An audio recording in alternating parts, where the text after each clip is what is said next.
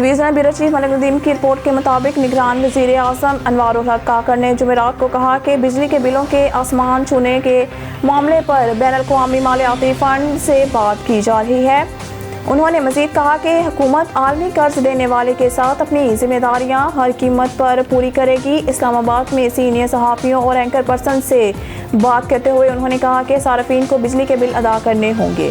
Bureau chief Malik Nadeem की report के मुताबिक इस्लामाबाद हाई कोर्ट ने श्री मज़ारी का नाम एग्जिट कंट्रोल लिस्ट से निकालने की दरख्वास्त पर इंस्पेक्टर जनरल पुलिस इस्लामाबाद पर 25,000 रुपये जुर्माना आयद कर दिया। हाई कोर्ट ने IG को आइंदा समाज से कब्ल दरख्वास्त गुजार श्री मज़ारी को 25,000 रुपये देने का हुक्म दिया। 2 अगस्त को IG इस्लामाबाद को 1 हफ्ते में जवाब जमा कराने का कहा गया, लेकिन उन्होंने 10 अगस्त तक जवाब जमा नहीं कराया। अदालत ने कहा कि आज भी जवाब जमा न कराने पर IG इस्लामाबाद को 25,000 रुपये जुर्माना किया जा रहा है। अदालती हुक्म में कहा गया कि IG इंक्वायरी करे कि अदालती हुक्म के मुताबिक जवाब क्यों जमा नहीं कराया गया। अदालत ने कहा कि इंक्वायरी शुरू करें, कार्रवाई करें और 2 हफ्तों में जवाब जमा करवाएं। ब्यूरो चीफ मलिक नदीम की रिपोर्ट के मुताबिक पाकिस्तान के साबिक वज़ीर आज़म इमरान खान के लिए एक मसरूफ़ हफ्ता रहा है, क्योंकि इनकी कानूनी किस्मत एक बार फिर तवाज़न में है।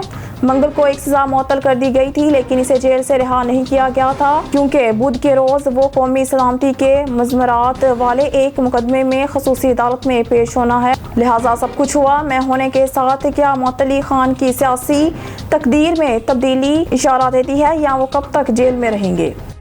ब्यूरो चीफ मलिक नदीम की रिपोर्ट के मुताबिक CPO रावलपिंडी सैयद खालिद हमदानी की वारिस खान में रॉबरी और तशद्दुद के मुकदमा की मुतासरा खातून के घर आमद। CPO ने गिरफ्तार डाकू से बरामद करदा मोबाइल और तलाई ज़ेवरात मुतासरा खातून के हवाले कर दिए।